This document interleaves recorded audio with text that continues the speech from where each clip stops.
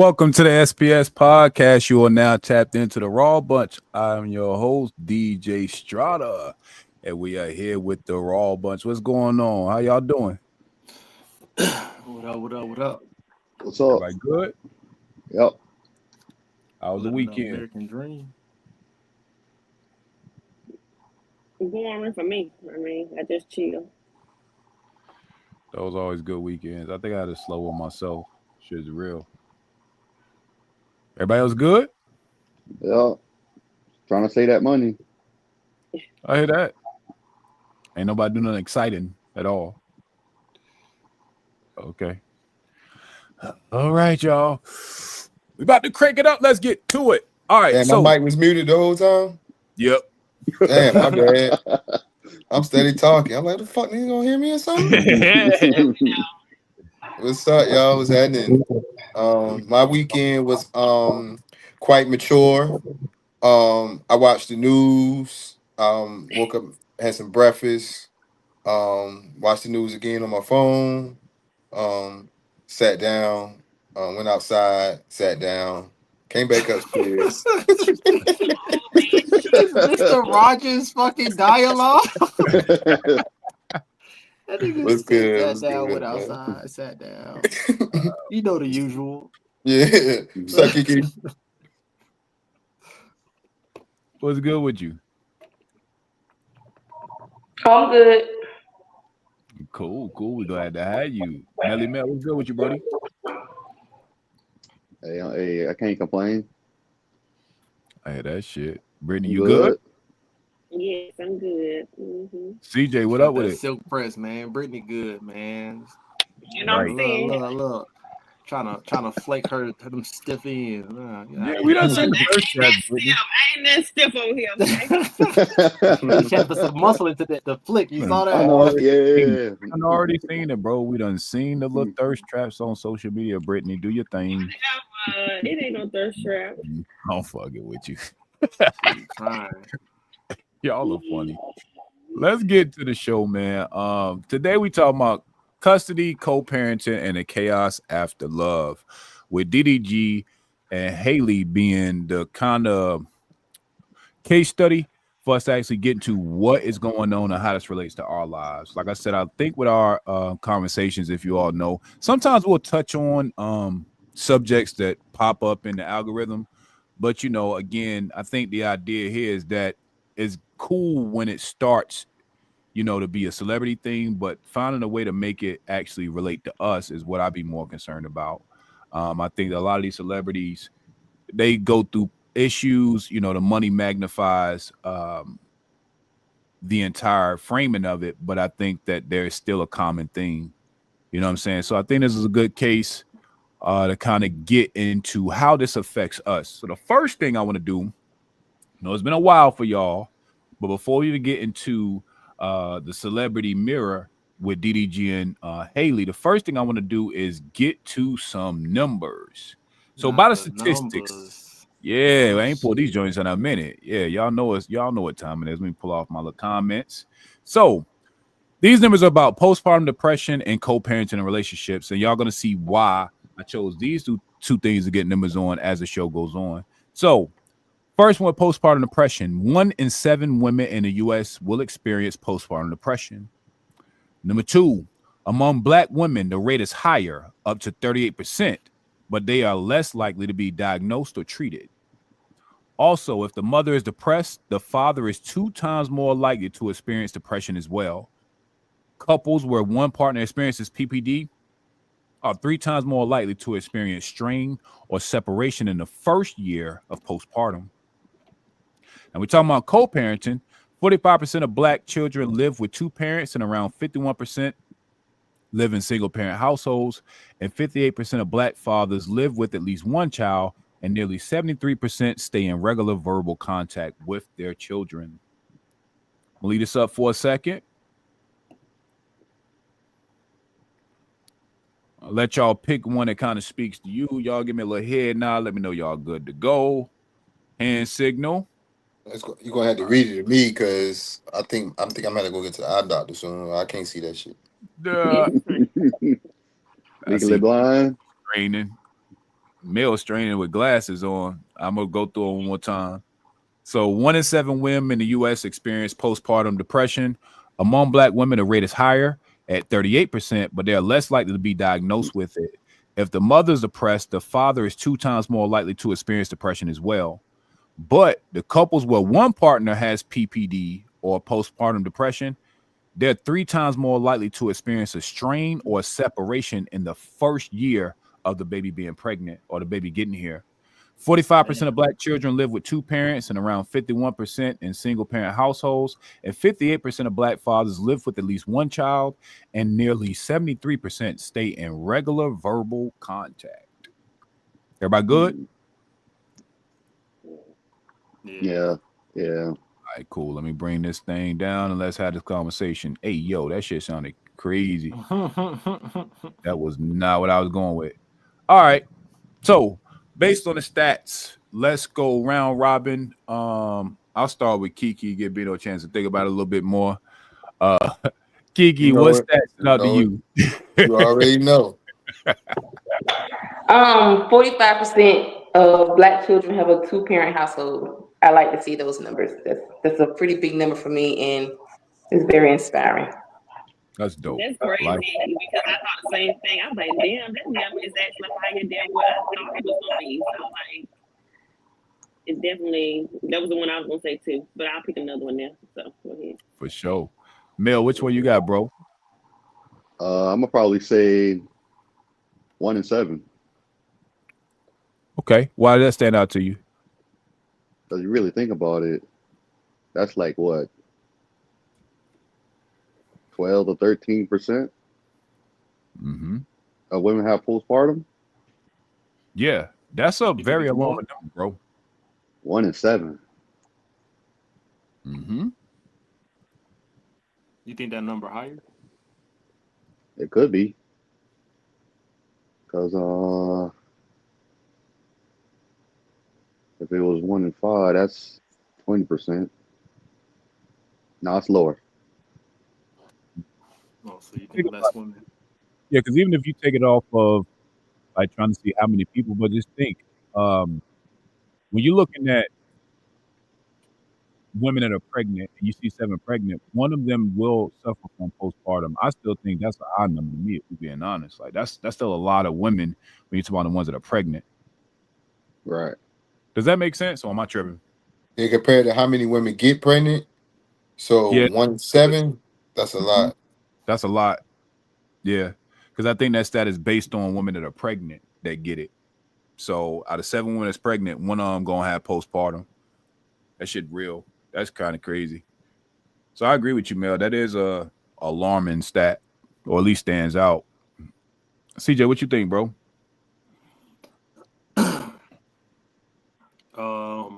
Out of all these things here, the one that I appreciate the most is the one that says 48% of Black fathers live with at least one of their children, and nearly 73% stay in regular verbal contact. To me, that just shows that we got active Black fathers out here. Even if you don't even count the ones that ain't physically with one of the kids. If you verbally interacted with them kids, at some point you with them. You probably gonna be with them on the weekends or summer vacation or holidays or something like that. Cause they be making it like there's more Pookies and Ray Rays than regular Black men out here. I hate that shit, bro. They be making it like majority of us really don't be fucking with our kids at all. I can't stand that shit. Cause then you'll actually hear from the men be like, "Nah, I be with my kids. I see my kids," or the one that be going through the bullshit like a DDG and Halley. It's unfortunate he go through that, but shit, it's the fact that he's going through it. If a nigga didn't give a fuck about the kids, he wouldn't even go through it, right?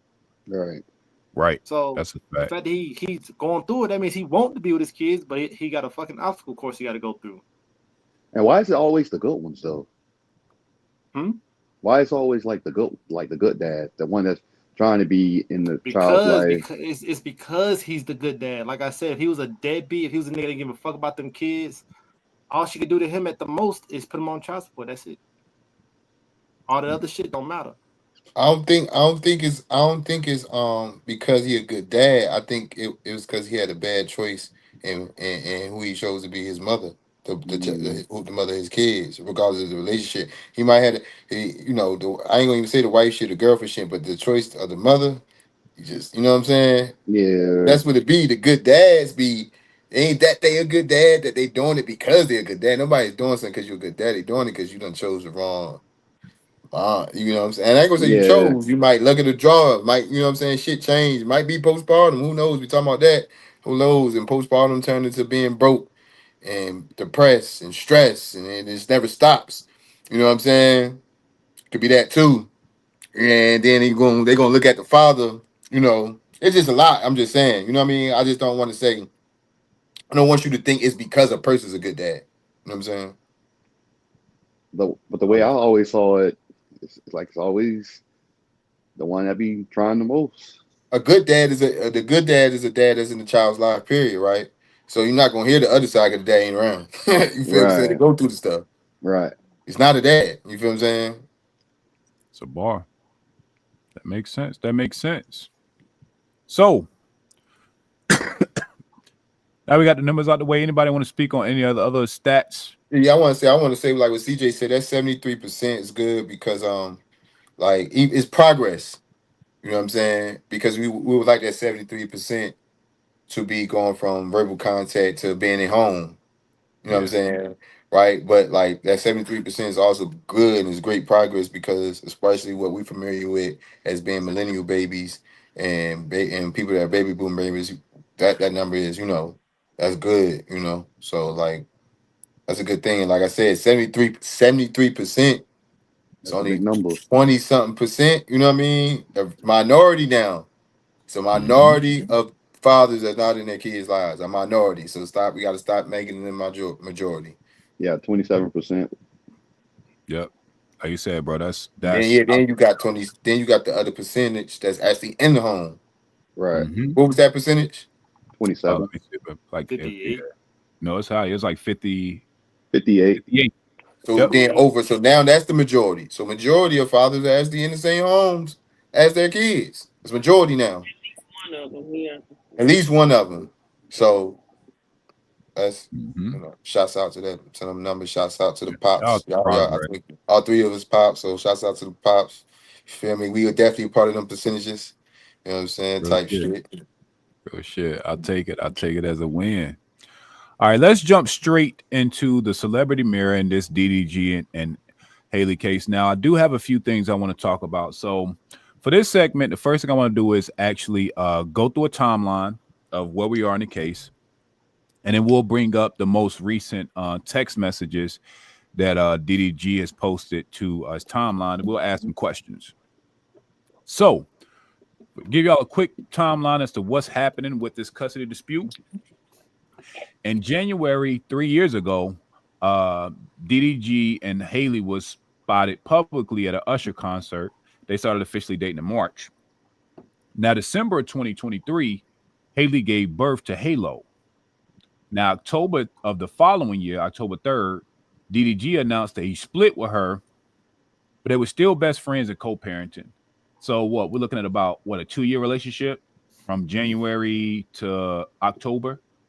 Yep. Okay. So they was together for About 2 years, so we want to say this. They got together a year later, they had a baby, and then a year after that, they split. So that's within that first year. All right. Now, November of 2024, they had a dispute over the live stream visibility of Halo while it was public tension. So I think DDG had Halo on the live stream with Halley, and they was kind of arguing. Now, January of this year, Halley alleged that DDG physically assaulted her, and she claims it was a car accident where she got a chipped tooth and bruises. Now, March of this year, DDG aired out the custody complaints in a live stream in a song that was entitled "Don't Take My Son." May of this year, Halley obtained a temporary restraining order and sole legal custody of Halo, and DDG had to stay 200 yards away with her with no social posts about him or his son Halo. Then June, again, as of the 4th, about 5 days ago, DDG filed an emergency motion seeking his own temporary restraining order and blocking Halley's travel so that she couldn't go to France. Their next hearing is actually June of 2024. So June of 2020, what? I'm sorry, June 24th About of 2 weeks from now. 2025. Yeah, so they in about 2 weeks they'll have their actual hearing and stuff. So based on the timeline, what y'all think?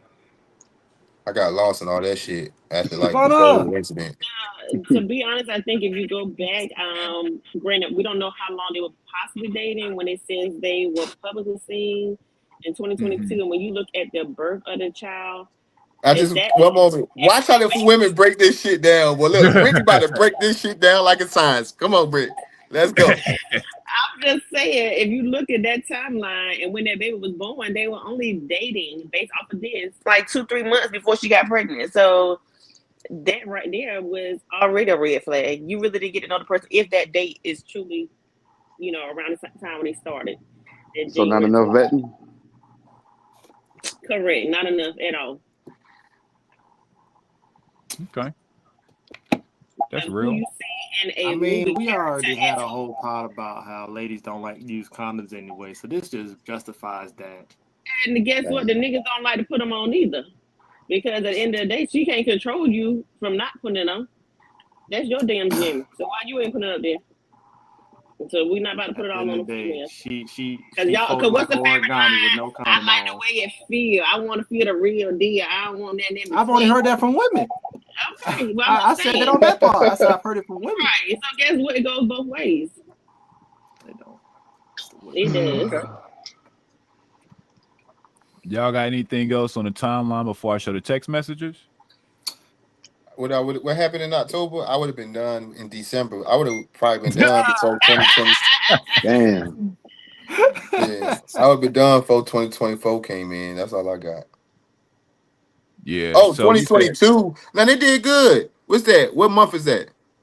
In They January met in 2022. January 2022. They was officially a couple in March of the same year. And then December. Of Hey, they gave- 2023. So it was more than 3 months. Yeah, it was a while. It was like a year. Yeah, Brittany. Oh, okay. My You bad. just Okay. gotta go 9 months back from that December. Oh, damn, that's right. Oh, Oh, shit, I won't even think that's about that. December. Really, so it's you really gotta go back 10 months if we being honest.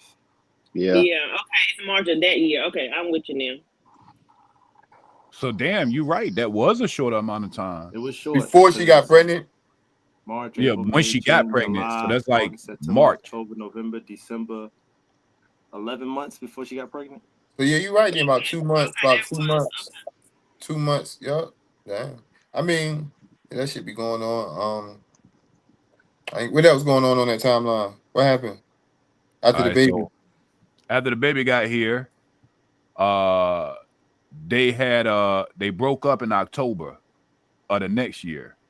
So They now said the they still gonna be food- friends and they go co-parent. That's when they started telling us they go co-parent. Then they was arguing on Instagram, and then in January of this year, she Okay. said that you feel me? So between October and November, they was friends, but they was still cutting. Mm-hmm. Okay, that's what that But is. you got to realize he said we're gonna be friends. Did she say that? That was him talking. She might not have felt that way. Oh, I'm just saying. I mean, for him to say friends, that means he wasn't committed. Whatever she felt, the title was they were friends. He wasn't Right. committed to her, but he was still Right. cut. Because for the Instagram stuff to go on, I mean, y'all already know what that means. Baby mom, Yeah. baby dad, not together, but they still cutting They each still other. fucking. Yeah. Then you fast forward a little further. In January, she said that he physically assaulted her, and she had a car incident. So they was in the car and she chipped a tooth and was bruised up. That happened in January. Then in March, he was pretty much saying, "Yo, she keeping me from my son." He made a track. He dropped the track. Then May of this year is when she filed a restraining order. So January, she was like, all right, boom, he want to keep playing this game with me. I'm gonna talk to some other dudes, and he snapped. Yep. Is that what happened? You sure that's what happened? We read between the You lines. know, We Damn. Probability over possibility. Yeah. Then March, That's crazy work. What? while they were fighting, look, they just friends. Then they start fighting, and he get physical. Y'all already know what's up. They messing around. Kay can eat it too. Boom, but she probably talking to Lord knows if Future was in that phone or somebody. You know what I'm Uh-oh. He saying? said future. Uh-oh. Snapping, they fight.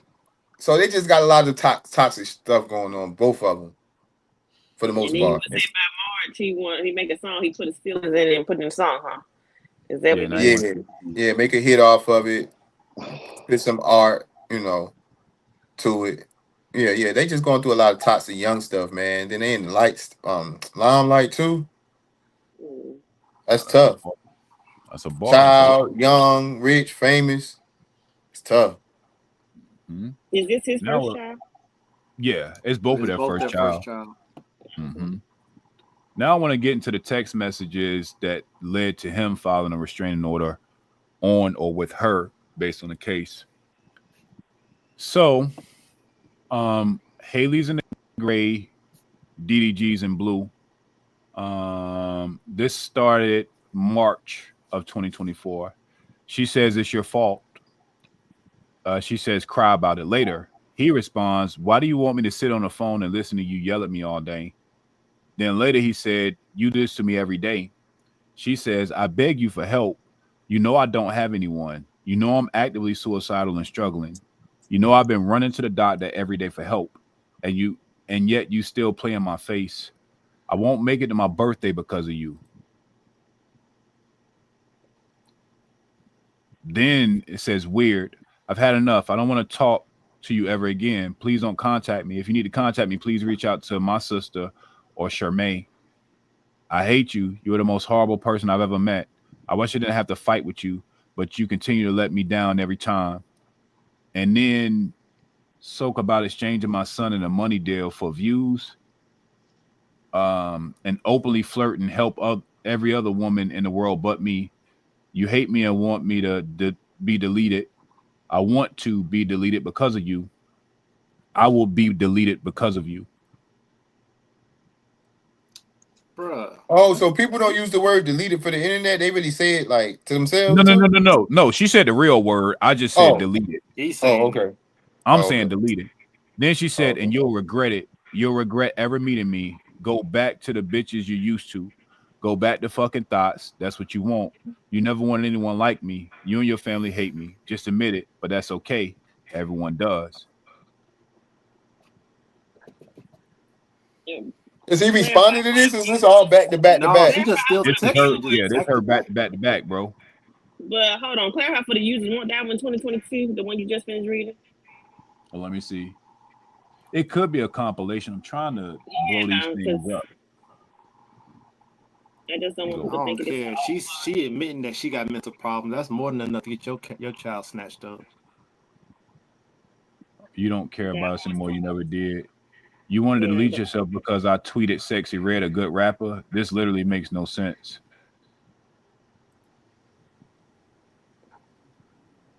Please take Halo. I'm genuinely scared of you, man. I feel like you're gonna delete me in my sleep one day. I'm not allowing you in my house around guns. Please just go home and I'll pick up Halo from there. Me and Halo are in the cold and you won't let us in your house. Are you serious? All right, so here we go. DDG claims Haley placed air tags on his car. DDG alleged that during Halley Bailey's pregnancy from April to December, he discovered Apple AirTags hidden in all three of his vehicles, which he believes she used to stalk and monitor him. He says he began receiving repeated AirTag tracking alerts on his devices, but with the help of his mother and fiance, who was also his driver, eventually located the concealed AirTags after several attempts to detect them. Elsewhere in the court docs, DDG's mom, Tanya Granberry, corroborated her son's AirTag claims with an account of her own. The first AirTag was discovered in June of 2023. Daryl called me that like stating the petitioner, Halley Bailey, had shown up uninvited to a movie theater in Beverly Hills where he was attending a film with a female friend. Granberry added that she and her son found another AirTag the next day hidden under the seat of his Maybach.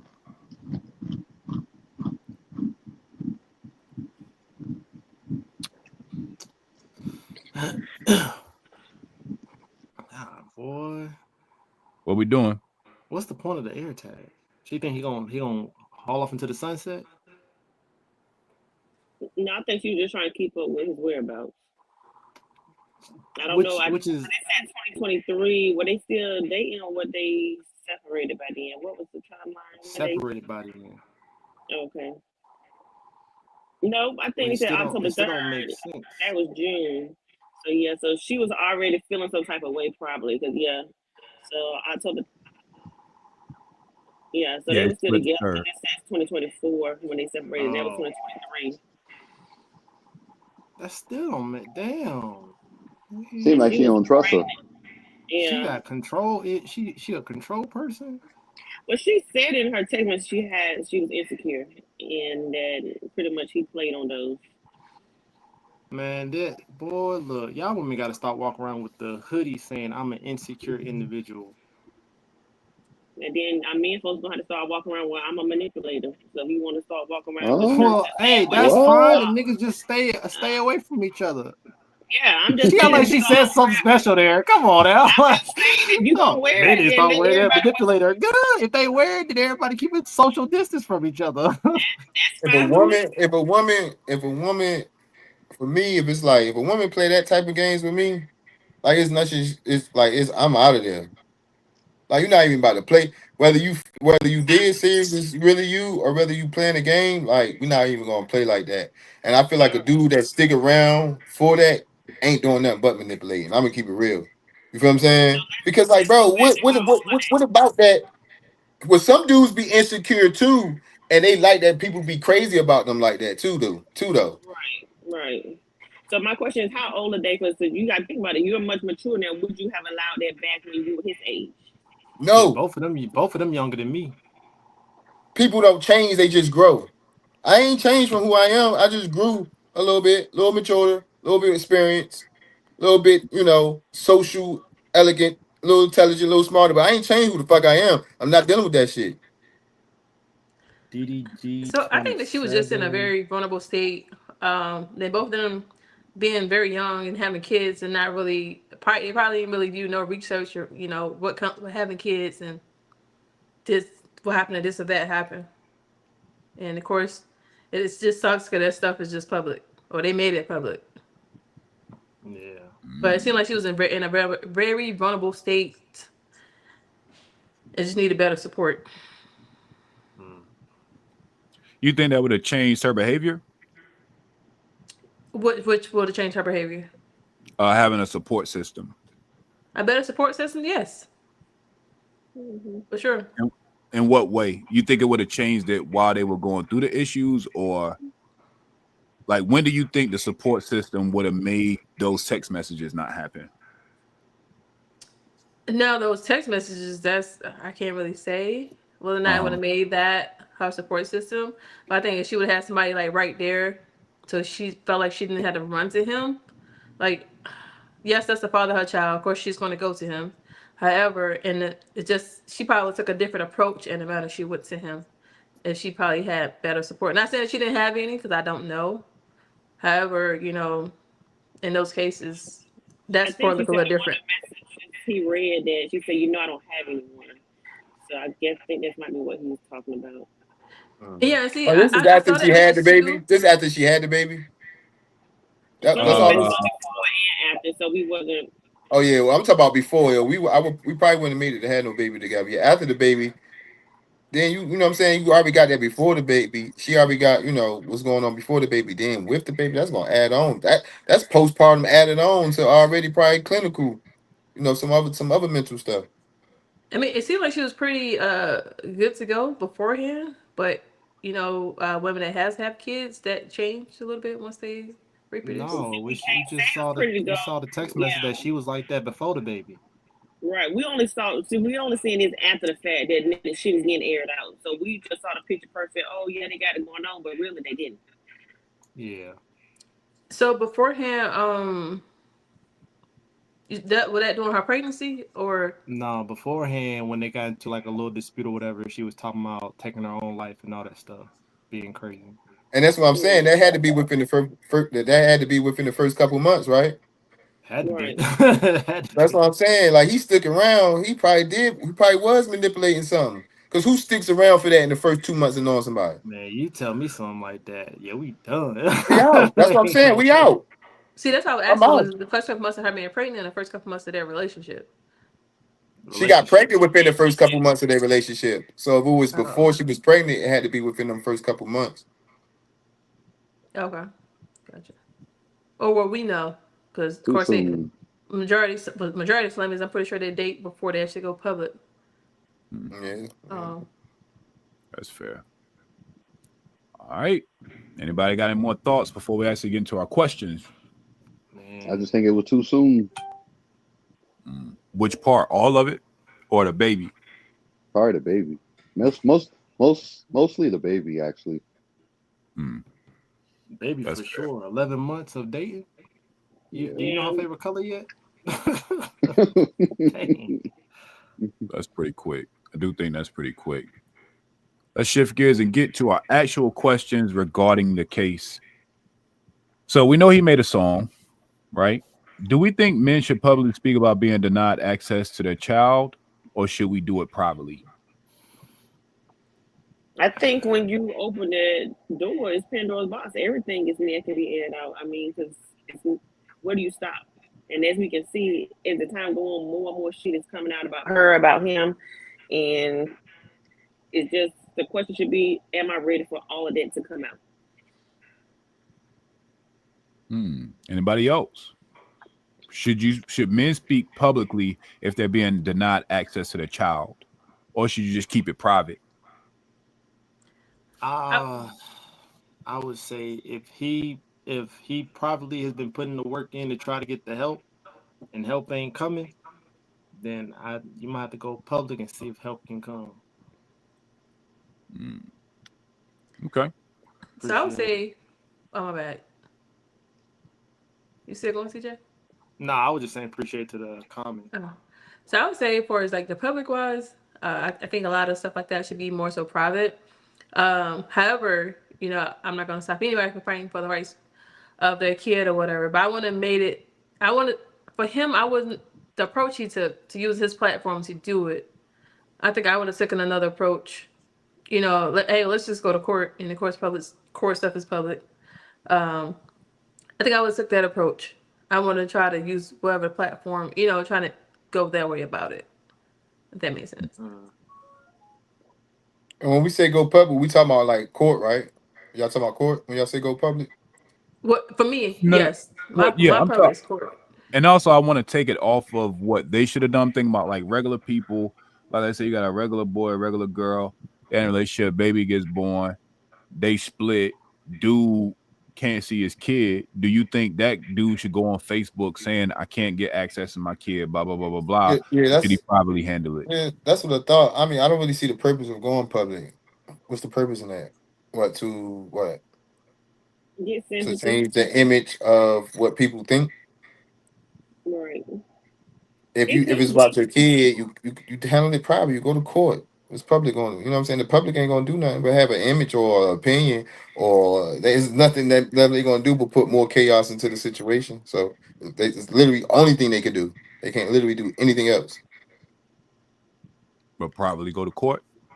Yeah. So I would agree with that. I think like from what I've seen, why some guys probably go public like Facebook and all this other stuff. Just I don't say just to have more evidence or whatever, but to reach a certain audience. Because there are a lot of guys that don't even say anything and they just get drugged out. 1 minute they get threats of I'm gonna be on child support. Next minute they cool. Next month it's something else. And I think from what I've seen, like some guys will go public because they feel like they're not gonna have any support or whatever in the court. Or to gain more support for when they do go to court. Not saying that's the best approach to take. However, I've seen it work both ways. My bad. Yeah. That's crazy. I don't see how, because you're gonna have two sides to a story publicly. The women gonna say this, the dude gonna say this. You feel what I'm saying? So it's like both parties are gonna be on both sides of each parent, depending on who they, you know what I'm saying? Family and friends on each side. Like court will be the evidence you need to show that you're not what she said you is. Having your child go public when you get her. Go public when you win custody. I've seen a lot of people do it that way, like and then it be retrospect where I got custody now. You know what I'm saying? Let people, because I just think for me, like we talk about mental health as well. And if we can name something, like I hear what Javon is saying about supporting court, but realistically, I don't see that happening at a mass when people put their business, like we see people put their business public every day. We want to be real, and I don't see that happening. I see more chaos being poured until they are already a situation that's chaotic. Right. So I agree When with we you talk there. about mental health, it's like, you know what I'm saying? Like that adds on to the mental health, and the crazy part about it when it's literally a structured thing you can go through privately. You can say you're going to court. You can let them know you're going to court publicly, I guess, but handle it privately first. I'll say that. Handle it privately, have it, get it done legally before you go public. I'll say that. I'll say that. No, so I definitely agree with you there. So what I say about far as the public wise, from what I've seen, is like the guys that go public in the action, not just bashing their the kid's mother for what she did or whatever. It's like it's in the act so that they can have proof. So, but however, like I said, I do agree with you for that. You know, just do everything in court, Yeah. for that matter. Because not only take a toll on the parents, they do and may take a toll on the kids as well. Yeah. That's fair. I say it's an anecdotal. It's one of my anecdotes, and it's very rare. But y'all know Devin that will come on the show, my line brother. He actually fought for about 10 to 13 years to get his daughter. So when we were in school, him and the child's mother, like she was Brazilian, part Brazilian. And when she had the baby, she took the baby over to Brazil, and he fought like he had to publicly fight to even get his child back stateside. Could have been a little less than 13 years, but it was a pretty long fight. But by him getting on the news, you know, kind of pushing and fighting, he currently has custody of his daughter. She's back stateside. I think she graduates pretty soon, if I'm not mistaken. But yeah, it was pretty much an uphill battle. But it took him, if I'm not mistaken, and I do apologize, bro, because I know I'm getting the timeline wrong, but it was over 5 years that he was publicly, you know, getting support, getting the money, talking to the lawyers. So like you said, to y'all point, he did everything he could privately, but really started getting traction when he put the story out. But he went over to Brazil, got her extradited and all that good stuff. So that is a case to where co-parenting went wrong and he was able to get custody. But I know that is a very extreme case. You know what I'm saying? But shout out to my 5. That shit was lit. You know, he was very persistent in that. But I do want to shift gears a little bit here, y'all. Do y'all think famous women get more grace than the everyday moms that go through these custody disputes? Do y'all think Haley would get a level of grace if, let's say, Giovanna or Brittany or Kiki did the same thing? Do you think that people will be as understanding to them as they are to Haley? I think the only reason why she's getting such quote unquote grace is because how she carried herself in the public image. Because if she carried herself like her sister does, who's the more open, wild one, like the roles will switch and it was like the sister that was the baby mama to DDG, I don't think nobody would think twice about, oh, she was acting crazy. She was going wild. Everybody be more like, oh, that makes sense. She kind of like, you know, the more wild one anyway in public. But then you find out the one that's actually crazy is the quiet one. So I think it's just because how she carried herself in the public image that would have gave her grace, because you don't think of her to be that person. Anybody else? I don't think it'll make a difference. You don't think it will make a difference? Anybody else? Do you think that famous women get more grace when going through these custody disputes? Yeah, I would think so. I think celebrities get more grace for everything. We see that all the time. So you just saying women in general, no matter if they famous. Celebrities in general, in anything. So in this case too, I think if like any of y'all expressed that and text messages was shown, I think it would be like case closed. You know, I think they, you know, celebrities being idolized, them having, I mean, the audience is, but I'm talking about like in the court. Like, you know what I'm saying? Yeah, like, you know, I don't know. Maybe the court won't have more grace, but I just think like she got fans, you know what I mean? Yeah. So it's like she got people who like sympathize for her as well, that probably been those emotional times with a dude and got through it. So they understand it because they got through it. You know what I mean? Stuff like that. But when it comes to somebody they don't know, they be like, oh, she tripping. She don't need them kids. You feel what I'm saying? That man wants kids, she need to get them kids, or she, you know what I'm saying? Like type stuff, or you know what I'm saying? They be like, why he don't? It'd be like, I just think people don't have grace for us regular people as much as they do celebrities in general. So I just can see it happening, like having grace for her. Ladies, what do y'all think? If y'all was in a scenario, do y'all think y'all would get more grace or the same level of grace as Haley with those text messages in that timeline? You talking in the court? Oh yeah. I mean, they're gonna always cater towards the woman. You getting this all crying and shit and everything, baby. You put on a show, you can get things to go your way. We already know this. Okay. So you don't think they'd be treated no different? You think any woman could get that outcome? Yes. Okay. Anybody agree with that? Kiki, what you think? I'm with her saying she's suicidal and stuff. That need to be checked into, because if you hurt yourself, you'll hurt anybody else. So that text thread alone, she need to be checked. I mean, there's no grace there just because she's a female. You need to put the child in the most supportive, protective environment possible. And if it was one of us and we was talking about, oh, I'm suicidal, man, the Department of Social Services would have came and snatched them kids up so fast. Yeah, that's what I'm saying. Yeah, that's what I'm saying, Kiki. Like, hey, it's case closed. They ain't. Yeah. Some people just say shit to get a clickbait, just to get a reaction out of them. But you can't do that because everything is documented. That's a text thread that you can't come back from. You can't say, "Oh, I was playing." That ain't nothing to play about. Can't do that. Well, there you got it. What you think, Giovanna? The ladies are a little split. What you think? What are your thoughts on it? Well, I'm pretty sure they already know I'm a little shell. But I would see that on Because we already know what you about to say. But I definitely wouldn't put that in text. I would handle the situation totally different. But I do understand what both ladies are saying. Which one do you think? Do you think that famous women get more grace in a scenario like this than average women, though? Hold on. No, both. mind. Go ahead.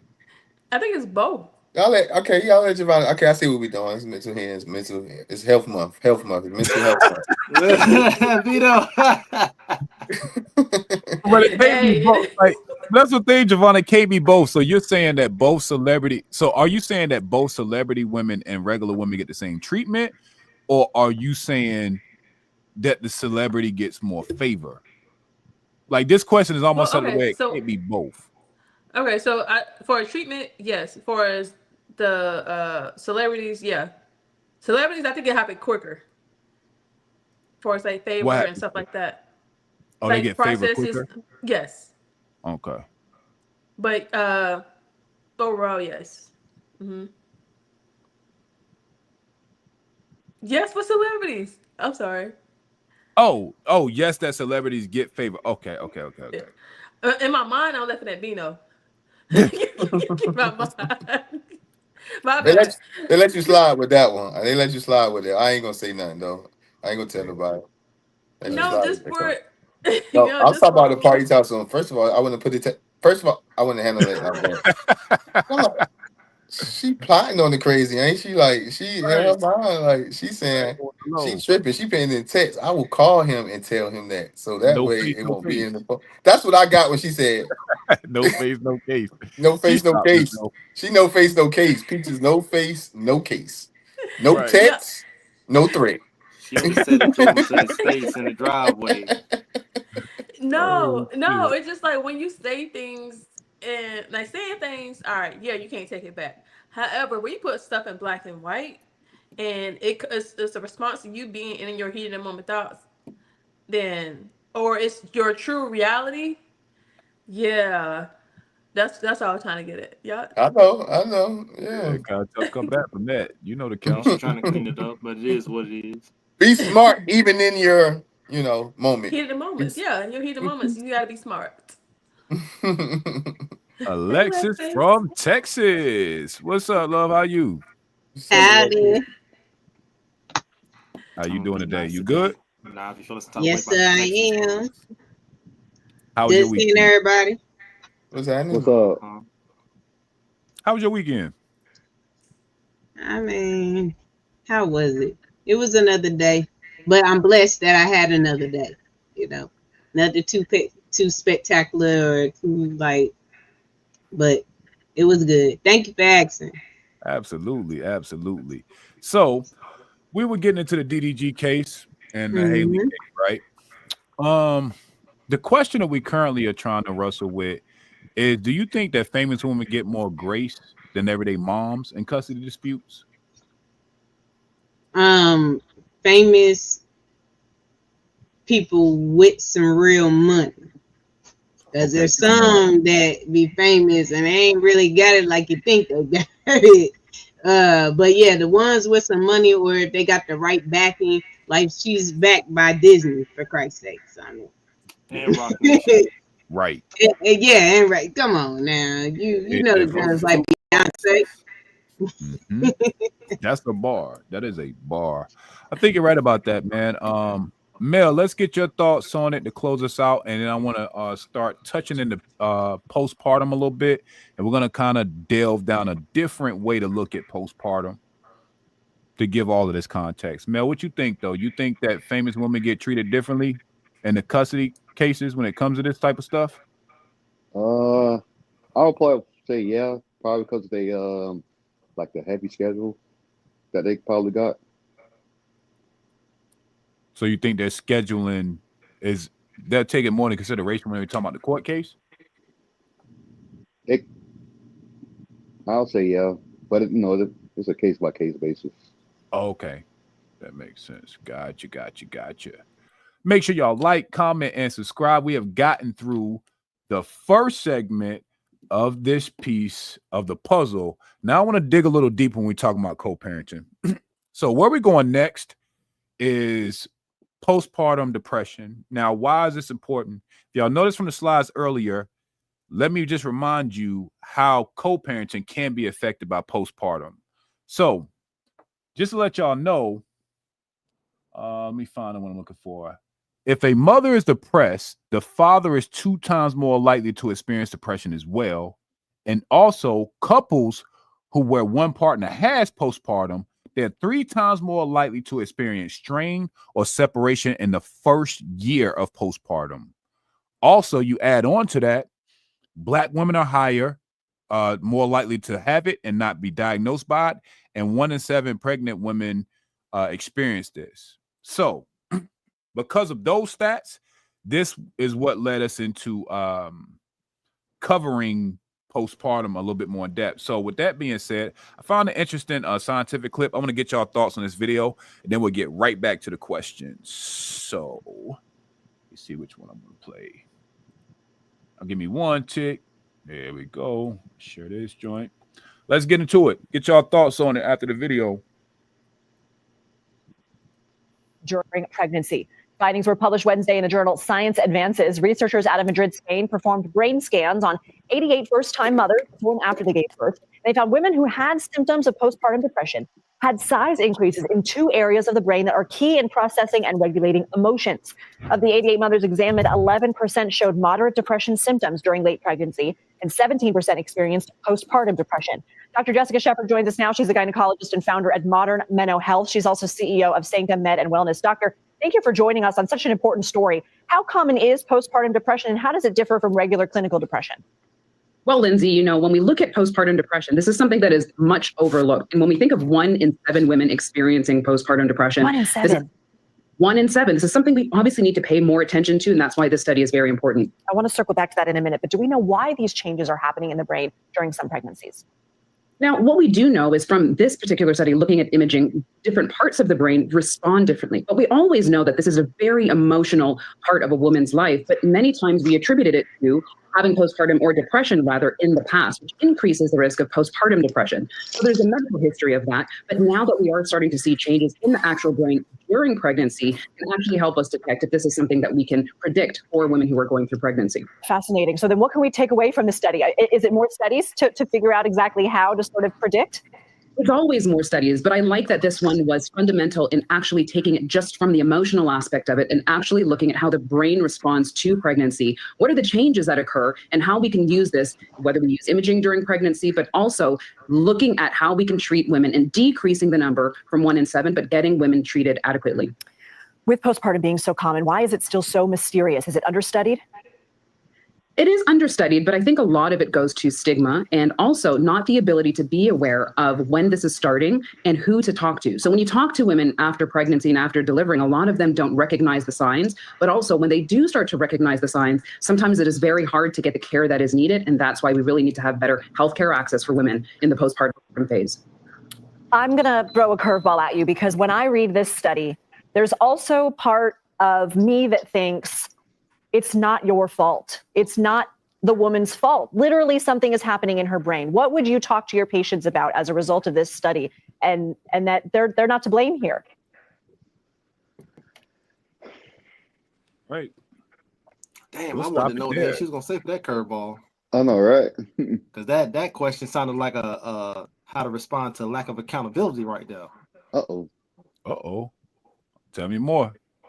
The fact that she was like that, oh, and her mind just feels like it's not the woman's fault, not the woman's fault. What do you say to women for that? I was like, shit, what? I want to hear it. What do you say to that? Do y'all agree? Do y'all think postpartum is a woman's fault? I don't agree. I don't agree. I'll be first to say before I had children, I was one that thought that stuff like a lot of folks in my community, we don't believe in stuff like that. So I didn't think it was to an extent true or that it would happen to me. So if you have, and that's another thing about knowing your family history as well when you're filling out those papers that they give you when you're pregnant and asking you about your family history, that's one way that they can kind of target, because if your mother or your father had depression or anything like that, a lot of times if you put that down, they will zone in on that, not like making it the vocal point, but that'll felicitate the medical staff to, hey, let us give you some information and things like that to try to help assist and turn on the light bulb per se to you. So no, I don't think it's their fault as far as having it, because man, a lot of stuff happens when you're pregnant, after you have the baby, your hormones, there's a lot of things that can trigger to where, like, unless you're just so zoned in on it, you're not going to notice or think that you're acting any different. Yeah. I don't think it's woman's fault. I think it's part of nature. And the reason why I say that, I think it leans more toward it. I ain't gonna say it. I think it's part of, because it's like I ain't know this before. First of it, we was always unfamiliar with postpartum. You know what I'm saying? But like just like starting to like hear it and then learn it. I think about it like it got to be like damn near a part of like a natural like transition for them, because animals do it. Like I always had dogs all my life, right? And I seen dogs do it. You got the ones who, you feel me, mess with their puppies. You feel what I'm saying? But then you got the ones who don't want to have nothing to do with them, and you almost gonna like force the puppy on the mom to feed the puppy. You feel what I'm saying? Yeah. So it's like I'm just saying even animals go through this. You know what I mean? Oh yeah. We're Right. just articulate enough to understand it as humans, as a being. You know what I mean? So it's like I think it's like I don't know. It's like scientifically I don't know how I go and all that. But you like she's saying that anybody go through a whole different transition where it's forming a new body. Then that body come out. Then they lose stuff, blood, placentas, and all this other stuff come out. Like that rebuild, destroy, I'm pretty sure happening in the brain too. But that's really what's happening. Like it's like something is being destroyed to be rebuilt to be a mother. Like physically, probably spiritually, emotionally. You know what I mean?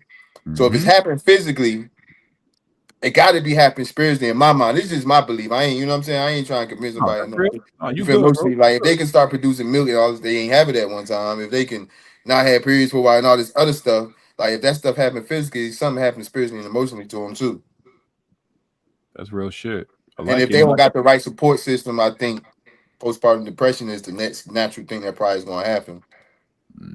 And can I add something real quick? And I don't want to cut anybody else up, but I was thinking when she was saying about studies, and then you look at the numbers and who is more likely to happen to, they can't get an accurate study per se, because the people that is most likely to happen to, they're not going in a lot of times to these studies to, try to see what's going on and how they can regulate it. So they're basing a study a lot of times off of, others.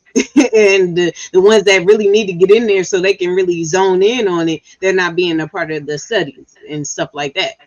First of all, again, like I said, a lot of times they don't even think it's true. And look, you just act. Right. What they call it, baby brain, baby blues.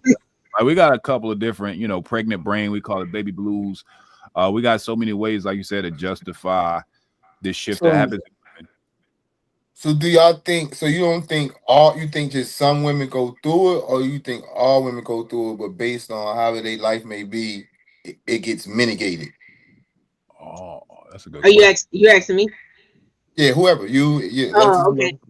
I think all women go through it in some form of fashion, but because of the environment, it makes it easier to deal with some women.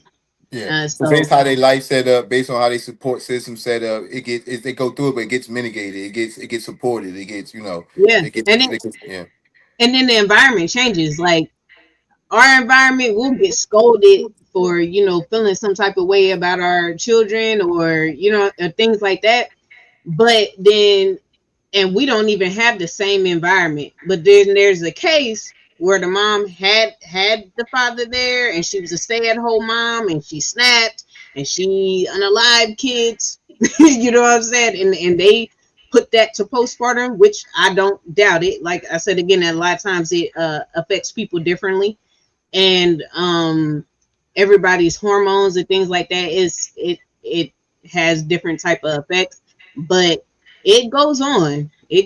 And to a lot of women, if you're in a community to where you can have people that come and get the babies for you or try to give you some time and things like that, then you're lucky, because a lot of them, don't even get that. Even some that may have the type of environment with a husband there and stuff like that. If you got a husband, but y'all done move to wherever because he got a good job and you don't know nobody there, and you know what I'm saying, there's a lot of stuff that can happen to where nobody's safe. Nobody's safe. So I had a question for this. Are y'all just talking about the women, or are you talking about the man too? Because men can get it too. Oh yeah, we were talking about, I think even in the stat, we we're talking about how with postpartum depression, when the woman has it, two things can be true. The man is 2 times more likely to become depressed, and they're 3 times more likely for the relationship to end within a year, based on the stats. Okay, so I know I was just trying to see, are we just focusing on women? Because men do get it too. Yeah, I mean, you can talk about it. We just diving into it. Like we can focus on. Now we ain't just focusing on one thing. We focus on the stats. So like you said, the men part get it too. So I'm you can do what you want to do. Yeah, they do. They do, just like men can get the symptoms. Men can gain the weight. Yeah. Men can have the cravings. Like we know all of that, but they don't really do the statistics, and the numbers for the men are not there like they are for the women. So I mean, yeah, we can go into it. We know it's possible and it can happen, but the numbers aren't there for us to, I mean, unless y'all can find something to really speak to it like how we can speak to it with the women. So I think like men, it's like 1 in 10. Of course, both numbers aren't accurate because most people don't go get seen for this. Mm-hmm. However, like I said, it does happen. And then also too, when it happens when a man that woman reaction. You know, he can go up or down or left and right as well, because both of them, especially they're both two new parents, it's a new norm. You know, and if it's that guy first child, you know, the woman, she may be in her second kid and maybe have a little bit more, of course, more reps and a little bit more understanding that can identify stuff early on. Whereas the man, it's a new stressor. You know, it's a new norm for him. And whether he realizes it or not, he could be going through it. And the same thing, whether she realizes it or not as well, as far as that process. Shout Ice out to cream. Mr. Williams. Ice cream. I hope it was some It was popcorn for me, and I hate popcorn. because of cream, ice cream or something. Y'all what it funny was, as hell. boy, it was popcorn. But I think it's real. I ain't gonna lie, I do think I got my bad. I do got one more video I do want to play, because that one talked about the effects of it. I want to actually, again, my scientific brain, I wanted to understand this PPD on the scientific level. So y'all humor me for like maybe 2 minutes or so, and we're going to actually talk about the regions of the brain and how it actually changes in a woman that is pregnant. So y'all humor me for one more video, and then we can have a full conversation and bring it back to the topic. I was debating before y'all got on, like, which one to show, but I'm like, nah, this actually, now that we're having a convo, I'm like, all right, bet, let me do the other one too. Hey, yo, pause. Let's get to it, though.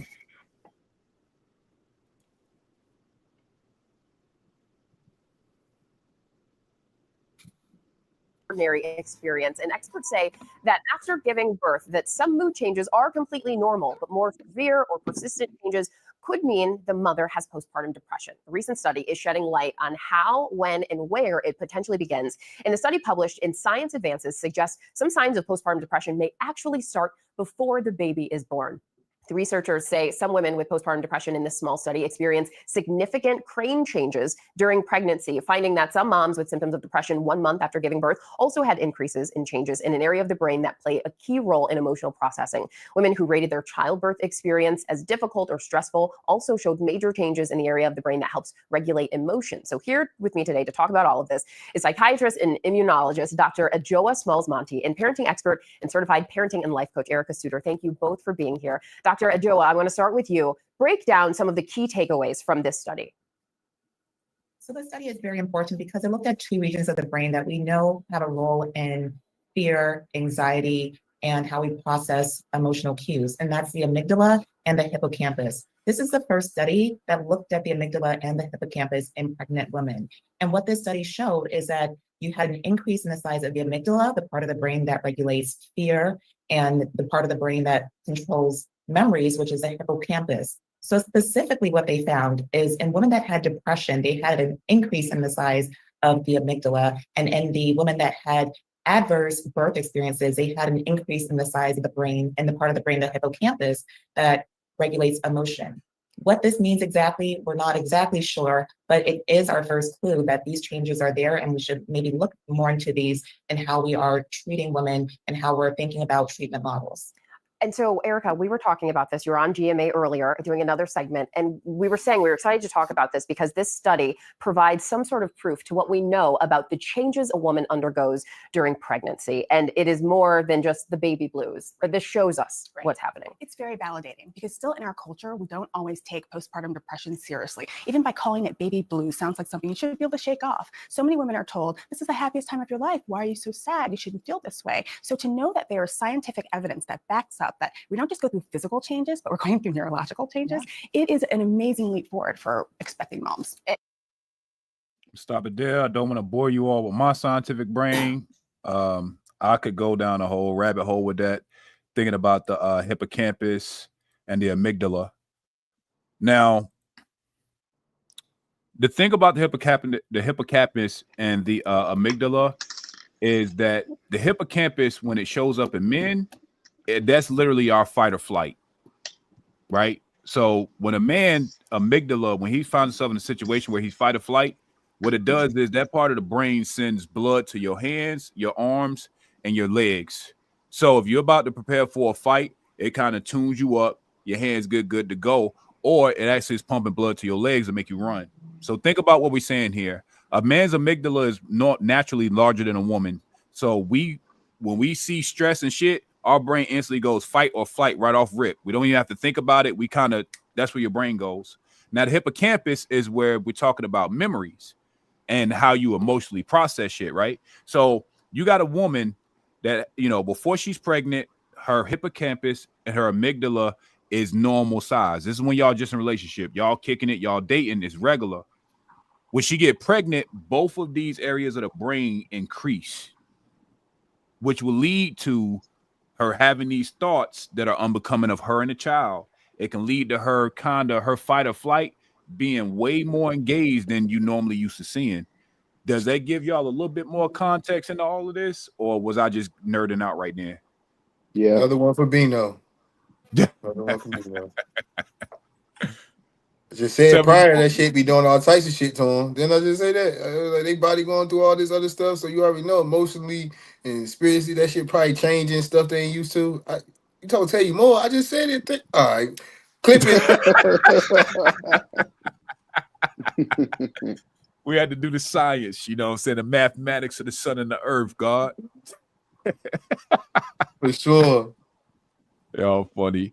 But yeah, did that give y'all a little bit more yo, shout out to Jamesy. What's up, Brody? They give y'all a little bit more context. Yeah, just a side note, shout out to the two black ladies that was in them videos, the first one and the second one. They were both doctors and beautiful as fuck. Anyway, yeah, that gave me more context to them having brain swelling. Them, it sounded like they could borderline get their own personal concussion off of pregnancy. That sounds crazy in and of itself. Yeah. A concussion is the swelling of the brain pressed up against the inner frame of the skull, and that's damn near what it sounds like they could have from pregnancy. It ain't even no car accident, no football, no nothing. So that's a different point of view for sure. Yeah. I think that being able to have a tangible measurement for it, I ain't gonna lie. Like when I watched some videos, the only reason I played the second was because think about it, y'all. As black people, how many people ever told you, all right, you might be feeling a little down, go back to your doctor and be like, yo, can y'all do a brain scan? Look at my hippocampus. You see what I'm saying? Like we wouldn't even know to ask to even do that. You know what I mean? Can you compare the two? Right, they're not even gonna look twice at us. I think your stats said that we're the most undiagnosed, so they're not even paying us no mind. And I ain't gonna lie, like I know that was kind of like a random part in the conversation, but I'm like, yo, that when I saw it, I was like, that's fire. So you're looking at your amygdala and your hippocampus. So I ain't gonna lie, ladies, if you all are pregnant, know anybody that is pregnant, I would get it tested during the pregnancy and then check it after they've had the baby. Because if these studies are able to catch this shit faster, now we got something we can measure and something we can actually do about it. And think about the context it's had to the relationship. When you can literally measure, all right, shorty, we was dating, you was like this. You kind of on one right now, but we got something to where now me and you can fight the problem, and I'm not fighting with you and you ain't fighting with me. We fighting what's going on in your brain right now. You see how that kind of can shift just a bad pregnancy or a bad birth in the first couple of years. Am I making sense? Yeah. I mean, you basically answering the question that you put. Damn, my bad. By saying what you said, you literally are answering your question right now. I don't know if you know that. So I was cooking. I wasn't even thinking. I was just excited to talk about science a little bit. You know what I'm saying? I'm like, he's literally answering his own question right now. But I'm still gonna ask y'all. So don't take my answer. No cheating in this motherfucking test in this classroom. You're so It's pretty much cheating. The answer is yes, and it mainly be because of lack of knowledge in postpartum and the side effects of it on both parties. Because if one person has a full understanding of it and the other one does not, y'all still can crash out. If neither people understand, not only will you crash out, somebody might go to jail. So it's just like it all depends. But I think it's ignorance, basically, a lack of knowledge of what postpartum is, the signs of it. In the military, they give you all types of courses and stuff for all that stuff, but at the end of the day, you still got to experience it. You know what I'm saying? So nothing's guaranteed regardless. So even with my situation, I was in the Army, my daughter's mom was in the Navy, so we was going to any class of course either branch was gonna give us any chance we had. But at the end of the day, when that baby came, boy, it was hella nice for about 90 days. Boy, it was wild, but I got through it. I think I got through it because I was just like, fuck it, I'm just gonna I'm gonna go over here. Fuck it, I'm just gonna be over here. All right, you like this? All right, cool. You say you need a Smirnoff? All right, cool. Like that's all I was doing. I was like, hey, me and baby girl gonna be over here. You good? All right, cool. Like that's all I kept doing. And then when the fireworks would kick off, I'd like, all right, let me go put the baby in the room first. Now let me come over here, deal with the fireworks. All right, cool. Now let me go shower because I gotta wash off the smoke, and then now let me go see the baby. Like it was just, but it was about 90 days, man. A rough fucking 90 days. But it was nothing for me because at that, I was already a combat veteran. So it was just like compared to what the fuck I'm probably about to deal with in about 5 months from now. This ain't shit. Right. So it was just like, whatever, lady. Do what you gotta do. As long as you don't go in the kitchen and grab something, we good. Like it didn't matter to me. So sure. The knowledge part at the end of the day, I think people not having it is you increase the odds of them arguing, crashing out because they don't know, hey, why you acting like this? You weren't like this before, not thinking about, oh, it's postpartum. No, they're just thinking, oh, you just acting stupid. You just acting crazy. Now, you already know. You call a girl either one of those things, but she already in her feelings. Man, she might beat your ass, man. Like, so I think people just need to have the knowledge ahead of time. That'll help. But CJ, for you, also, you already have like that background experience as far as like being around younger kids, growing up. I think you shared that before too. The oldest of 5, and then being at charity daycare, hanging out with Dot. Yeah. But that helped with the kid part. The daughter being the father, that was the easy part. Being the boyfriend of the recently popped a baby woman, that's the part that was just like, shit, they ain't teach me that. I ain't learned that part. I ain't postpartum. Right, but at least you had one of the twofold, and you at least have one of the twofold kind of aided in as well. One less thing to worry about. Right. So shout out to you. Okay. Do y'all think, finally got a gold star from Giovanna. Y'all heard that? Let me click that real quick. What's the timestamp on that one? Yeah. Whatever. I'm gonna randomly just put that in the chat on this day at this time. But no, I'm just saying that's important though. That it really is important. So, Giovanna, go ahead. No, you good. What you got? I just wanted to throw something out there since you were in your what you say your brain as far as talking about that type of stuff. The main thing what they pointed out in this as far as like people not knowing or asking the right questions. I work in the medical administrative background, and so I talk to a lot of patients. And one thing I will say that I want to stress out to everyone, especially people in my community, and also hit on what CJ said about the Black women being in that field. We need more of us in those fields, especially in the ones where it's not a lot of us, because the amount of patients that I talk to and straight up asking me, can you see if there's anybody that look like me? That's like, I know the code. I'm like, okay, yes, I will try to research, but because certain specialties, there's not a lot in certain specialties. And if you take that not a lot, knowing this type of specialty, more than likely, it ain't going to be a lot of us. So, I mean, I know we push for a lot of things in our children, but that'd be something that I push for as far as making sure, let our children know, let people know there's other things you go out there, because that is something that I hear that patients ask for a lot. And the fact that I got to be the one to go back and be like, it ain't none, but I can get you the closest one to it. She from Pakistan, but anyway, and also, make sure this is real spit. Y'all look, this is real spit. Also, make sure that y'all asking questions when y'all go into these doctors' offices. Don't let them rush you out of there, especially paying for insurance. Don't let them rush you out of there. If that means the day before you sit down and write down all the questions that you have for them, do that. Don't let them rush you out of there. Ask them all their questions. They getting paid. What else you got to do? Answer my questions. Because I don't want to come back next week and have to talk to you again. Like, ask them all the questions. Get all the information. When you're talking to insurance companies, ask them all the information too. How many doctors are in network near me? How many, what I got to do for this? Like, ask these people all of these questions. And that's it. That's great advice. I appreciate that, Alexis. Like I said, man, we here to preach, teach, and change. You know what I'm saying? Well, mine's the preaching, because I don't think none of us went to divinity school. I don't know. You know what I'm saying? But that's what we're here for, man, to really educate. Like, we want to get some practical advice with this shit because postpartum is real. And like you said, because there's so many of us that aren't diagnosed, we're underrepresented on the other side of the stethoscope. We aren't getting even in front of the doctors to begin with. We got to hit this shit on both fronts. We got to attack it on both fronts. So y'all got 2 pieces of information. So if we getting the dumb shit for the rest of the show, I feel like we have done our part to our Black community on this great Monday. We have provided explanation for y'all. I promise this show ain't gonna get petty. I didn't get petty with none of these questions. These joints are pretty straightforward. But I do want to get at least one more person to answer this question, or y'all can give your thoughts on it before we move to the next postpartum question. So, to restate it, can postpartum depression explain relationships falling apart post-child? I think, yeah. With my first child, my OB was black man. His wife was a black psychologist. I was a young teen, first pregnancy, and he referred me to her.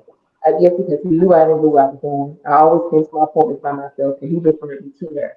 I guess just to, make sure that if I got something going on, if I need some type of help or whatever, I had that help. So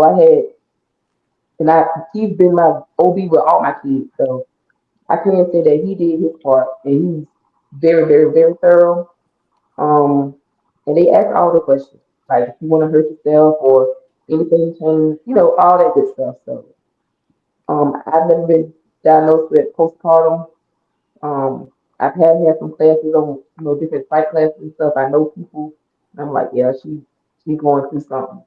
But also the other part of it, explain relationship falling apart. Yeah, because if one person is getting help and the other person is not, they're just gonna still bump me. End of the day, it's not gonna work. And like Strata said, fight or flight. If old girl is going through her thing and she don't even know what she's going through and why she going through it, and dude ain't there, he's young, possibly because no longer pet kids younger, and he don't have the knowledge on what's going on, he gonna get the hell up out of there. Yeah, it is what it is. She gonna do this on her own. I ain't got time for that. Cause this ain't who I got with. So they gonna leave. You might get a few that's gonna stay there, try to work it out, but in my neighborhood, in my area, my region, a lot of them get fucked up out there. They ain't saying it. That's a bar. That's real spiel. That's what we got Kiki up there for. She's gonna always give us the real context. We got to work on our feedback sometimes, but it sucks because of environment. So can we think? I know Leslie said something about they really not going into the places where women really go through it and like it really affects them and relationships get affected by it gets deep, mental health, all types of stuff. And them environments help postpartum depression too, is my point. Like different environments, I'm sure. You know what I mean? Because it produces different things. More prone to probably going through that shit for sure then. Because most of the environments don't even have that support system or, like the privileges to like women don't get the privilege of having a break. The dude, like she said, is young, so he ain't in a place and position to like run no household. You feel what I'm saying? Or like hold it down while she get, you know what I'm saying? It just be like all done wrong for real. All out of whack. Because we don't, and I think it's like if we understood a lot of this stuff much younger, I think people would have made better choices. I think. Which I think, like in detail, I don't know. Yeah, I agree with you. And like a lot of black families, they sweep everything up on the road. And then don't be young and have a baby. Oh, she had it, baby. She gonna take care of that baby. Not knowing that you need help. Like right. It's something different. It's something new. You've never been exposed to it, and then you got to go through it by yourself. That shit is draining. It will take you there mentally. It will take you there. And if you don't have no help or somebody you can go get help from, all types of things. For real, like for real. That's a bar, bro. That is a bar. Go ahead. I would say it's a lot though. Like for like the parents that do have like godparents, I kind of think it's very important. I would say just from experience, my godson, I took him for his mother. Well, I asked her, I was like, hey, can I keep him overnight? When I said she came to pick up that baby, she crying, the baby crying, I'm crying. Look, I'm just like, look, but I know she needed a break. Like, she'd been going, out the hospital. She didn't, just, I'm like, all right, girl, you got to go because, look, I'm like, she like boohoo hollering and crying about a couple of days. Then, like, every hour she check. I'm like, look, don't call me no more. Trust me. Don't call me no more. Look, like, if I need anything for this baby, trust me, I will call you before you call me.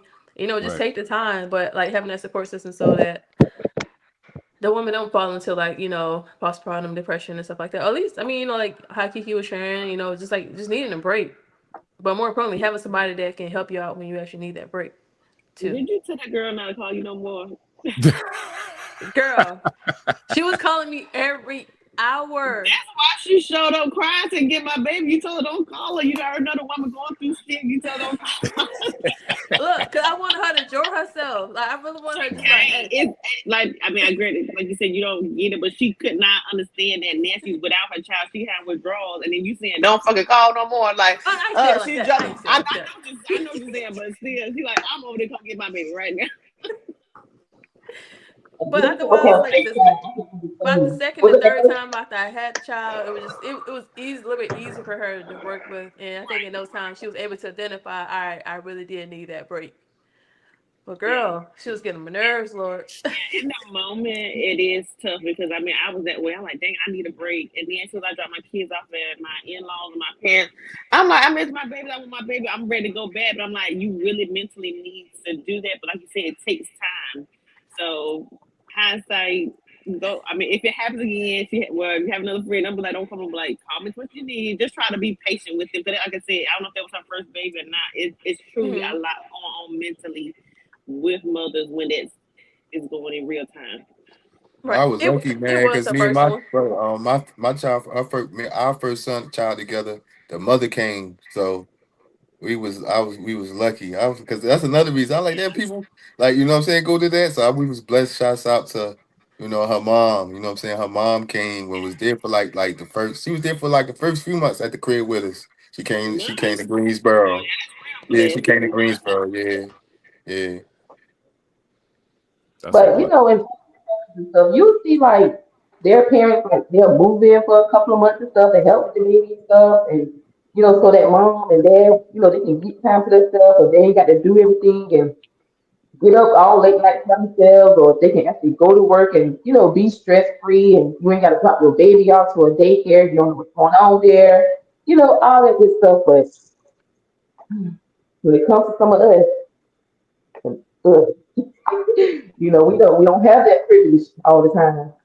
If you get it, that's a good thing, but everybody don't have that privilege. Oh, for sure. And I guess that's why that 1 in 7 of Black women that go through it the most. It's probably more than that. Like you said, they are undiagnosed. So that 1 in 7, it was not us. That's a fact. That's a fact. Since you said that, I would say shout out to the jobs that has increased the days that the parent, for the man and woman, get to stay home with that child before they had to go back to work and stuff like that. I kind of seen some areas where they have increased the days, especially on the military forefront, for those parents to actually be there for that new norm. We still literally behind every other country across the world. Most countries, you get damn near a year and a half off. But that's a whole nother conversation. Shit, boy. Goddamn, China will give your ass 9 months paid. Yeah. That is crazy. They only having 2 kids apiece, ain't It don't matter. It's the fact that we can have one That's kid. the problem. Yeah, never nobody be at work over here. That's the problem. You can't get that privilege to us. Nobody ain't never at work. I'm going to China to have a baby. I'm going to China to have a baby. You're about to be over 9 months. It's different. It's definitely different, man. All right, so I'm lying. I did have a toxic question in here. I do apologize. Or I told a story. Motherfucker be lying. Yeah, I told. That's my fault. I told a story. My grandma, God bless her dead. I told a story. So, my toxic question: how do you differentiate between postpartum and toxic ass people? Let's do this and go. Because the relationship was toxic before the postpartum. Yeah, that's what I was about to say. They had been acting like that prior to. Prior to. And then that postpartum just escalated. And then she got all her hormones everywhere. They were already on some bullshit, baby. Somebody need to hit the door. I mean, like, that's gonna be the easiest solution. I know it sounds bad, but if you didn't have unresolved shit prior to, it ain't gonna get no better with a baby. And I see that's the next thing, but I'm gonna hold off on that part.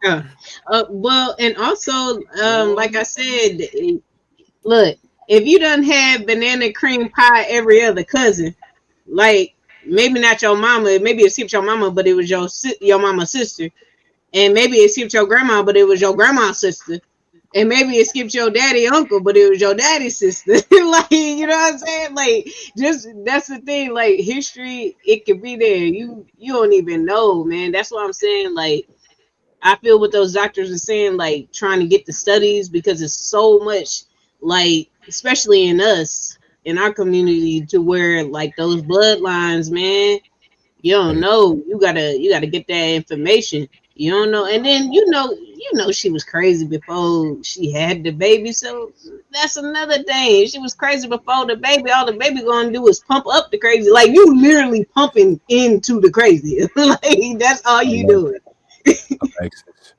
I'm sorry. You made it. It's your fault. You cool. I got a question because I ain't from Texas. What the fuck is banana cream pie? Oh, well, you ain't got to be from Texas for that. That's Cat Williams. That's early Cat Williams. What it mean? Because I don't know She either. said I I knew ain't what that want meant. What it mean? Y'all know what banana cream pie is? I just said I don't. I said what it mean. Y'all ain't Banana watch cream in pie. Yeah.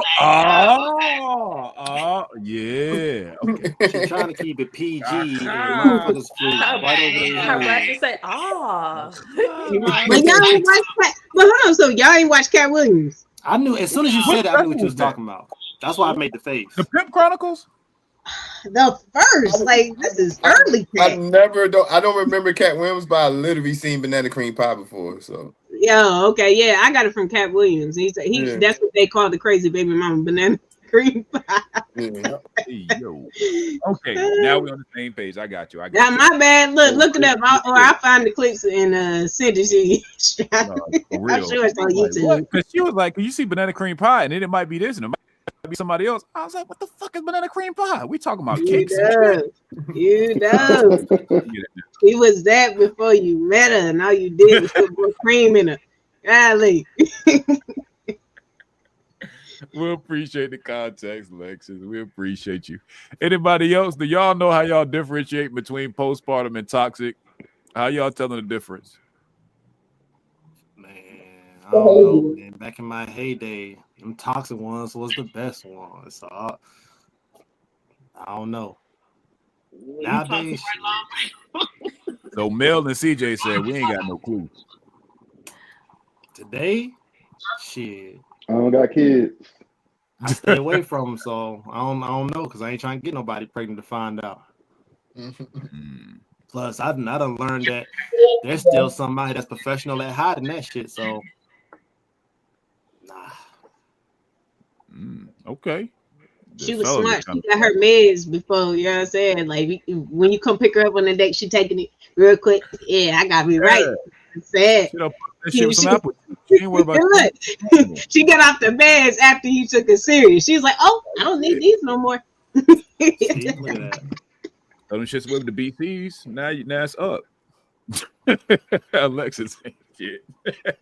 That was your fault, Alexis. Anybody else want to give the differences between postpartum and toxic before we shift gears again? I think the difference is behavior and signs and new weaknesses and new things brought on. Like, toxic is just crazy, stupid, retarded.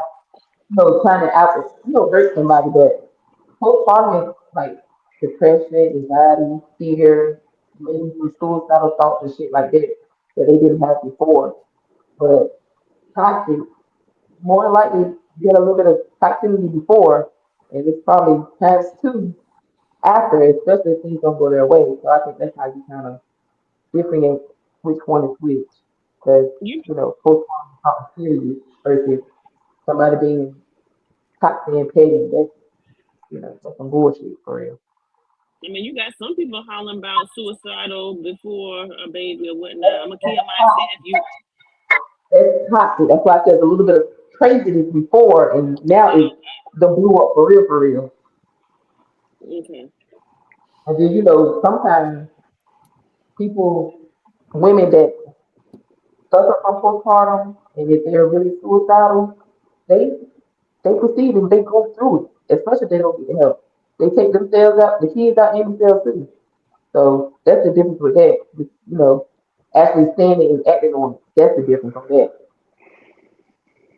I think the biggest difference is that postpartum there is a baby involved versus a toxic relationship. Because like you were saying, as I'm listening to you, some of the stuff that you were saying is still similar to a toxic relationship and postpartum with the suicide, the emotional changes, like all of that is kind of still around the same, but only difference is there's a baby involved that is possibly could have caused some of it. But the postpartum you can't help though. If you don't get help, you can't help it. It's gonna come naturally. You know what I'm saying?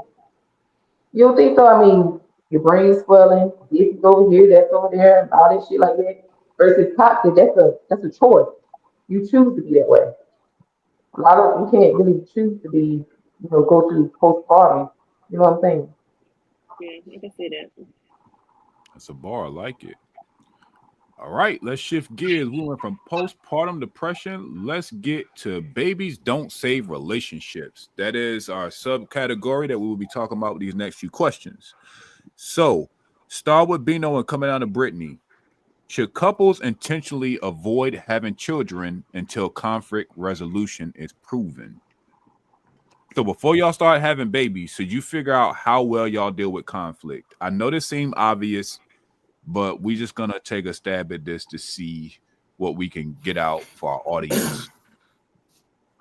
Bino, what you got, bro? I think it's a lot of things that gotta happen in your personal life. A lot of things gotta happen just in life in general before you even recognize how to have conflict resolution in a relationship with another person. So there's as many of steps before you even get to that point. Of course, that's obvious, and of course, it sounds better. It sounds what they say, easier said than done. You know what I'm saying? When things happen in real time, you really got to be in sound mind, place, and heart, financially, all types of shit, man. Like the conversation is easy to have, but in reality, it's like, come on, man. So yeah, we supposed to, but I think just you know how people be like, yo, be my peace. Whether that's man or woman, they be like man saying it, woman saying it, but it's like first and foremost, you got that mindset. Don't be in a relationship. Find peace with yourself and just don't just come across somebody that'll disturb that peace, right? Make that peace to be equal. That's what I got for that, for the most part. Because conflict gonna come, but they ain't necessarily gonna disturb your peace. Because what happened, like peaceful people resolve conflict sooner than later. I mean, I agree because I was thinking along the same lines that you need to see that person in every season possible before you bring in a child that didn't ask to be here into any type of situation, because now we are responsible for that individual. And we, depending on your environment, that is what we're bringing up our children in. And if you don't want your children to be a product of a, I guess, broken home or whatever, dysfunctional, constancy and fighting, bickering, we need to kind of look at that before we even think about that. But do people actually do it? No, because I mean, in the moment, Because in reality, right, we get hot and heavy. We ain't thinking about no. reality, children are not playing. So that's why I say there's so many things that need to happen before that for when the conflict resolution and having the baby. That means you gotta actually be with the person and plan to be with them for the rest of your life and marry them and have kids. You know what I'm saying? Like that's what that looks like in reality. Right. You Now, know what I'm granted, some saying? of us are delusional and we're thinking that in that moment, like, yeah, this gonna be my man, this gonna be this. Let's, have this baby, whatever, come and meet daddy, whatever the fuck you're saying in the moment. But then when that shit really happens and that child is here, it's like, damn, I done fucked up. But at this point, you can't take it back. That's a bar. That's a bar. Anybody else want to answer? Because the question seems so obvious, I don't want to stick on it too long. I think in my mind I heard it another way, if I'm being honest. And I was like, this seems kind of like a slam dunk question to y'all. Mm-hmm. Anybody else want to add something to this though? I promise the next one's a little bit more divisive. Dino and Brittany pretty much said it all. Yeah. They pretty much done put the whole thing together. All right, so now can I throw out just a perfect world thing? In a perfect world, they could, if we could be adults and say, hey, it ain't about us no more. It's about the babies. Once another human has came in, then it ain't about us. I said in the perfect world. You did. I said, dang. You gave the caveat, yeah. And being on the same page too. Yeah. But I ain't gonna lie, Alexis. You know what I think?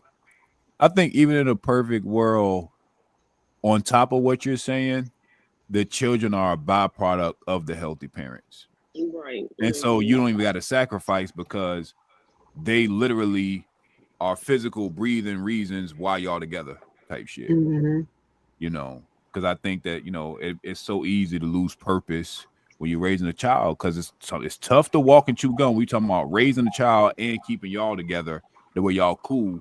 So when the kid 18, y'all ain't like, I can't stand this motherfucker. And, you know, so it don't feel like, so you know what I'm saying? So you raise your child don't sound like a prison bed type shit. You know what I mean? This question is crazy work. Yeah, this next question is wild as shit. Let's get to it. Now, this one I know we're going to have to probably go one by one. Let's go. We'll start with Brittany and then come up to Bino on this one. That question, wow. What happens when one parent still wants the family, but the other one wants out? All I can say is buckle up, buckle, because it's about to be. Dang, look at God. Let me stop that. Renee, she will not be honest today. Come back. Beyonce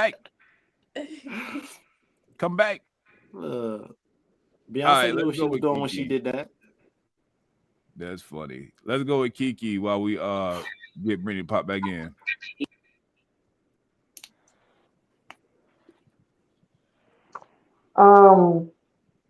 What happens when one parent still wants the family but the other one wants out?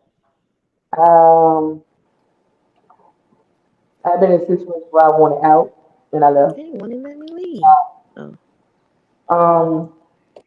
And then I've been the one that wanted my family and they left. So, but in both of them, I'm a single mother. There ain't no co-parenting in it, so it is what it is. And what's co-warring? What is that? Was what? Co-warring? Yep, that's the next topic. So we're gonna talk about whether you co-parenting or whether y'all at war with each other. I got an echo. Yeah, an echo. Jeez, y'all, it ain't me.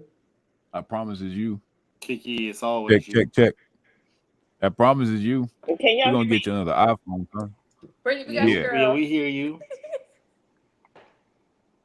Okay. I mean, I don't know if my camera gonna come back up, but that phone call came at the worst time. I heard y'all in the background, so I'm gonna come back. No, it didn't. God said, "No, you don't need to say nothing." I mean, that's what the universe was saying, that, right? Okay, but I'm gonna let y'all go ahead. It's on you. It's on you. Y'all go ahead. You can't pack perfect sound. Cook up. What you got, Britt? No, what I was gonna say was go ahead and buckle up, because y'all about to be in for a motherfucking ride. Because if one want to stay and the other want out, it's about to be hell for whoever that person that wants out. Because that person wants, they're gonna be fighting like here tooth and nail trying to keep them together, while the other person like, no, I don't want this work. And ultimately, the child is gonna be the one that suffers throughout all of this. You know what I'm saying? So, and I done seen it happen. Okay, I like it. Let's go. Go ahead, Kiki, with your loud mic. I didn't do that. I just left. He left, or either I left. I don't, the kids at the end of the day, I'm gonna always be a parent first, and I don't want my kids to see that bad behavior. So you just gotta be the responsible one and eventually let it go. Hold on, time out. Can I ask you a follow-up? If you don't mind sharing, you said that either you left or he left. But was that mutual, or did one of the parties still wanted a family? Like, can you elaborate on how did that go for you? Well, my first 3 kids, he still wanted a family, but he wasn't being the parent that he needed to be. So I left, and I mean he tried to fight, but no, no. So I ultimately left. I left. I cut off all ties. If you're not gonna be there for the kids, then I mean it's no me involved. It's the kids and the kids only. It was a time where I tried to fight for the relationship, and I didn't go through that extreme or anything like that. You know, no battlefield or nothing like that. You know, eventually you just got to come to the realization this is not it. You gotta let it go. You gotta walk away. It's still about the kids, so can't be in a toxic situation thinking you can raise, some good law abiding citizen kids to be productive. So you just gotta walk away. I got your last follow-up question. I'm gonna leave you alone. So you said you cut all ties with him. So that means that he didn't have access to his children as well when you said cut all ties? I cut off ties to me. The kids, Okay. I never cut off ties to the kids. Okay. I just want to make sure. Yeah, no, I'm not, no, I need you to come get these kids. Come get these kids because I need a break. I have to go outside. Shit. Okay, the only reason why I'm asking that because sometimes in those situations the women will, or if the man has the child, but majority of the woman does, they will cut off ties to herself and the children, and then that man is still trying to fight to see the child. So that's why I was just trying to get clarity. So thank you for that. That's irresponsible and stupid to be honest. Cause no, these kids too. Come get these kids. At the end of the day, I cannot be a father. I don't have that. I don't have that. I don't know how to be a father. I'm not a man. They need that role. They need both roles. At some point in time in their life, they need both roles. So no, come get these kids. I'm going to Jamaica, and you'll see me on Facebook. Damn.